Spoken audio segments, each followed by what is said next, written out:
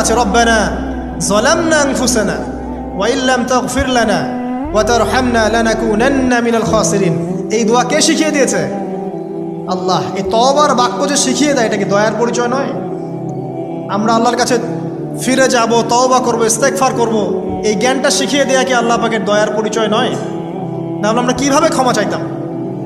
কিভাবে ক্ষমা চাইলে আল্লাহ পাক সমস্ত গুনাহ মাফ করবেন, এই পদ্ধতিগুলো বলে দেয়া কি আল্লাহ পাকের দয়ার পরিচয় নয়? তারপর সামনে যান, পৃথিবীতে নামিয়ে দিয়ে আল্লাহ পাক ক্ষান্ত হয়ে যাননি।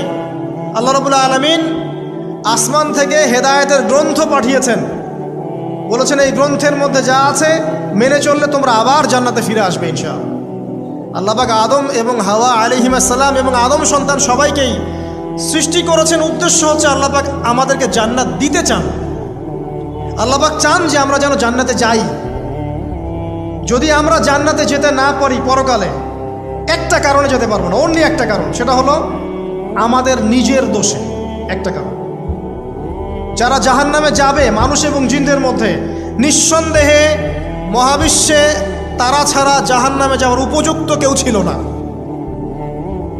ও জাহান্নামে যাওয়ার উপযুক্ত ছিল বলেই আল্লাহ পাক তাকে জাহান্নামে পাঠাবেন।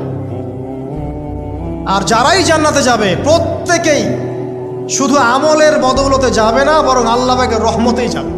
আল্লাহ পাকের রহমত যাদের উপরে বর্ষিত হবে তারাই জান্নাতে যাবে ইনশাআল্লাহ। কে আমল দিয়ে যেতে পারবে না। যত আমলই করি বলা যাবে না এই আমলের বদৌলতে জান্নাতে যেতে পারবো।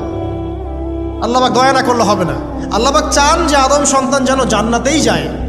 এই কারণেই সৃষ্টি করা, এই কারণেই আপনার ওহীভিত্তিক গ্রন্থগুলো পাঠানো, এই কারণে নবী রাসূল পাঠানো, আলেম ওলামা সৃষ্টি করা, মানুষকে সতর্ক করা, হায়াত দেয়া, বারংবার জীবনে চলতে ফিরতে আপনাকে অ্যালার্ম করা হয়, আল্লাহর পথে ফিরে আসেন, আল্লাহর পথে ফিরে আসেন। অ্যালার্ম করা হয় না?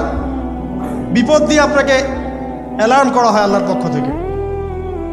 আপনি চলতে পথে হোঁচট খান, আল্লাহ আপনাকে অ্যালার্ম দেন,